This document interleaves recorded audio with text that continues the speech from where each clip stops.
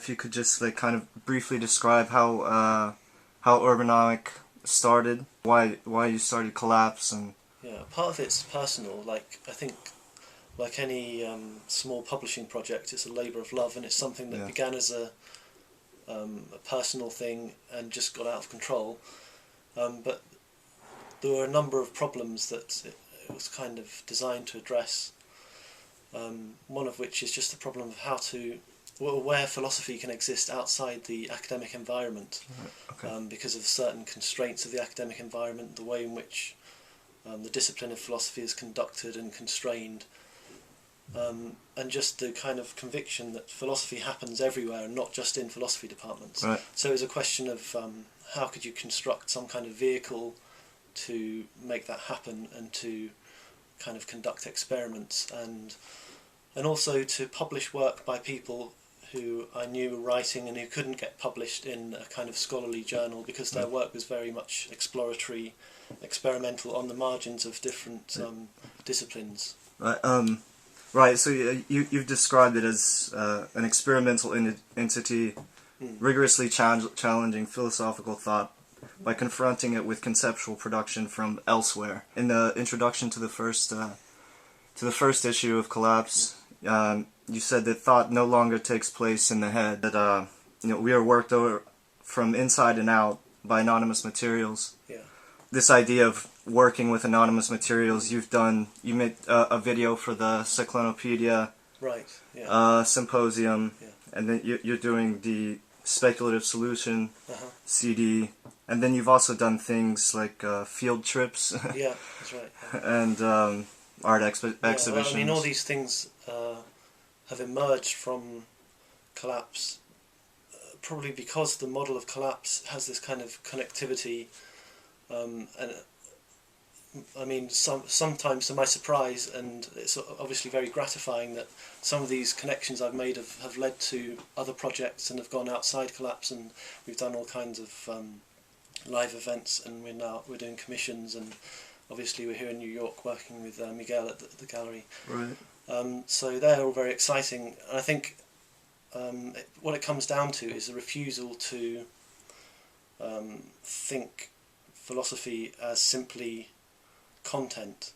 That is to say, It doesn't always have to take the form of a book. right? Or, Yeah, or it doesn't have to take the form of a book, but also if it does take the form of a book, then I'm actually interested in what kind of book it is, how it looks, how it feels, how it's distributed, how the aesthetics of it work and where they take it. So I'm interested in the whole thing really, and I always have been from the start. And so a lot of what Collapse is about is really like a process of making, and it's a process of physical making, but it's also a process of bringing these elements and really working them to try and find out how these things can fit together. And sometimes it doesn't feel right, and in fact the volume never comes out until it does feel right, and it feels like this thing's gelled and now it becomes a physical entity. And I'm interested in all those processes, and I think often people who are involved in abstract thought feel that they have to dismiss all those other parts of what it means to be a thinker, what it means to write, and I think all those things are interesting as well. And I guess that also connects then to speculative realism and to taking thought outside the brain, and and the idea that objects themselves have agency. Right. And certainly, I mean, from a personal point of view, if you have a project like this, and it kind of takes off, it takes on a life of its own, that's a really fascinating experience to have, to see something which then goes a bit out of your control and has its own agency in the world and makes things happen that you didn't expect. So it's almost like the process of doing it and publishing and everything that's happened reflects back on the kind of philosophical thought that's inside. So someone like Nick Land and Risen, So their work was was it an important model for how Urbanomic should function? Yeah, well, like I say, a part of the reason for inventing Collapse, if you like, was that I was aware of this kind of writing and of certain strains of thought that just weren't being seen because there was nowhere for them to be. And I studied with Nick, and he was a very kind of inspirational figure, and his work just crossed so many boundaries and had such a kind of invigorating effect for me personally that in a sense everything after that became disappointment. And so I was thinking about, you know, how can we find our way back to this this model of thought that's really kind of connecting to the outside, that's kind of aggressively trying to make things happen, make things move. And yeah, certainly everything that I'm doing with Urbanomic is driven by that conviction, and you know, if that doesn't happen, then Urbanomic doesn't exist. Right. So the things like working with Florian Hecker have come about, and they're kind of just happened through these strange convergences.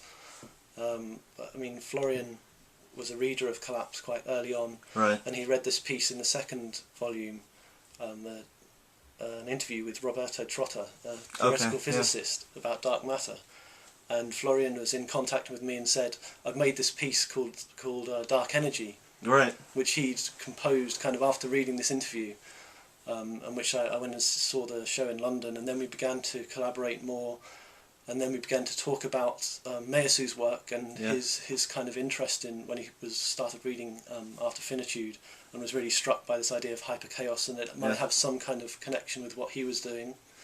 And so we started on this commission, which is just kind of coming to fruition now with the CD release. In a positive sense, you've called a lot of the contributors to Collapse amateurs. Yeah, absolutely, in the sense that they're driven by the love of what they do. Yes. I've always been really against the idea of a kind of cabinet of curiosities model, in which you just have a kind of eclectic mixture of things that don't really connect.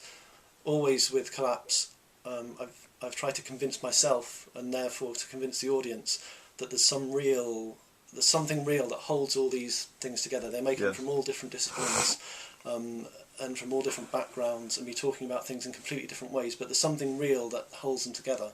Yeah, certainly I'm interested in the way in which artists dramatise concepts, dramatising in the Deleuzean sense, in this kind of bringing concepts into an experience in time and space, and I'm interested in how that affects the way we think.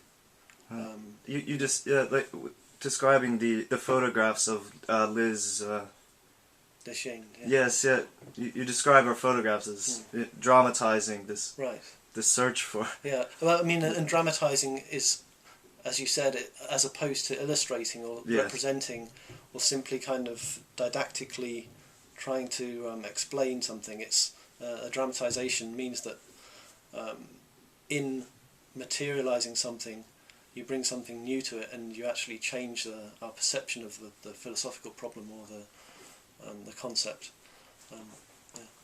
This kind of sensitivity to the materials you're working with. And texts are materials just like the materials that an artist uses, and you know, they have textures and they work together in certain ways, and there's certain singular points where they converge and they meet, and the ordering of texts, the way they're presented, everything makes a difference. So there's certainly that kind of openness to the contingent qualities of the materials that one's working with. Well, the first is a collection of Nick Land's writings. This has been in the pipeline for years, and as I said, I worked with Nick back in the 90s, and he has really been a great kind of figure of inspiration for me and for many people I know who now have gone on to work in all sorts of different areas, like musicians, filmmakers, artists.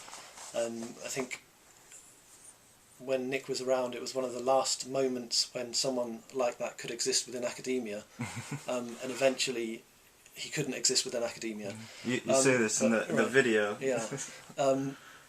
So it's just like collecting all these works that have been that were published in various places and conference papers, which kind of had got this aura of mystery about them, and which had never really been collated and put together before.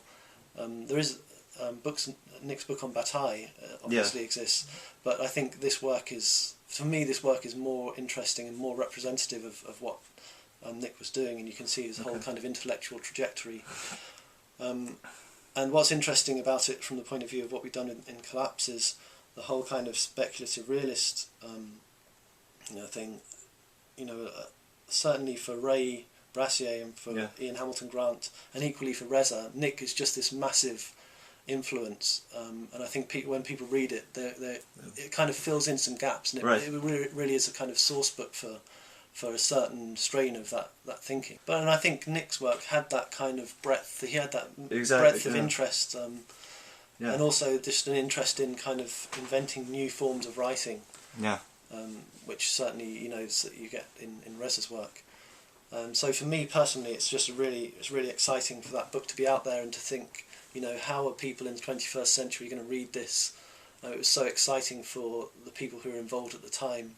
It was just like an amazing time, and I don't think it's a nostalgic.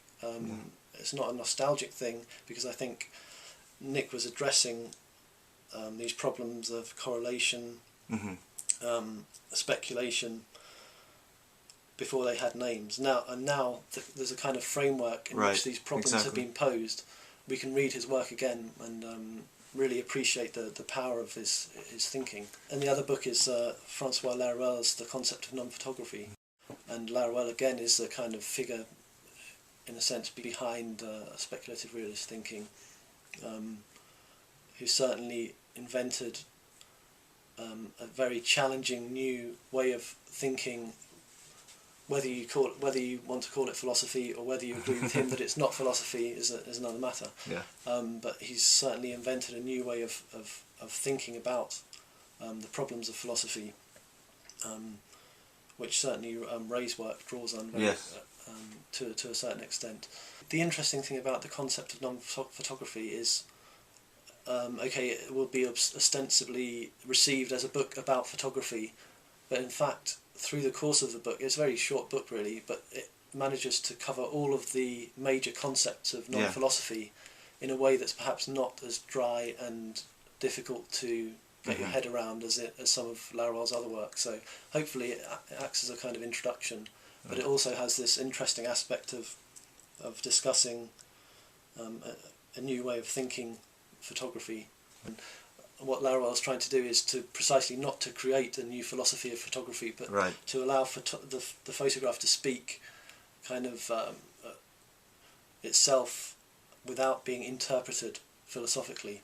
That's what he's interested in, is what is the mode of seeing that is photography, without interpreting it and subjecting it to what he calls philosophical decision. And then there's the second installment in Reza's trilogy. That'll be later this year, The Mortiloquist, which promises to be another amazing, bizarre. Will we see some of the same characters? And it's in the form of a play, involving philosophers who are sewn into the skins of dead animals, and that's all I'm allowed to say at the moment. Okay. Maybe the stage production comes later. We don't know. Brilliant. And then the next issue of Collapse is it's culinary materialism. Culinary materialism, and it's going to be an exploration of cookery in the broadest sense, from the chemistry of solar system to the preparation of food, and the history of nitrogen. You can expect. Of course, what we don't want to do is for it to be a kind of food fetishist thing. So cookery, but in a very broad sense. Okay. Anything you're reading right now that you're especially excited about? Obviously, you're very busy with. I've been reading Laruelle really, and trying to kind of inhabit the space of non-philosophy and to understand it. I'm not sure whether I've been entirely successful, but it'll be interesting to have these discussions this week, and with Laruelle himself here to answer our questions, and yeah, so that's really what I've been concentrating on, and rereading Nick's work, which is just a great pleasure because it's just such a kind of energised, exciting stuff to read. So I can just kind of enjoy editing that and reading it over and over again. Great. Okay. Thanks.